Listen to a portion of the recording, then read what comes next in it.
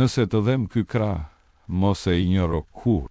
Mjekët kardiolog paralajmërojnë se një nga shenjat më të zakonshme të një ataku në zemër është dhimbja në krah, kryesisht në të majtin. Kjo dhimbje shpesh fillon lehtë, por mund të përhapet drejt shpatullës, qafës ose gjoks. Megjithatë, specialistët thonë se edhe dhimbja në krahun e djathtë mund të jetë shenjë paralajmëruese, sidomos tek gratë, personat me diabet dhe të moshuarit.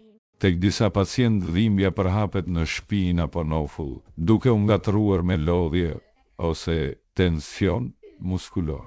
Përveç dhimbjes në krah, simptomat e tjera që nuk duhen injoruar kur janë djersë të ftohta, të përzjera ose marramendje, vështirësi në frymarrje, ndjesi ngushtësie ose presioni në gjoks, dhimbje që shkon drejt qafës, nofullës ose barkut të sipër, lodhje e pashpjegueshme, sidomos tek gratë.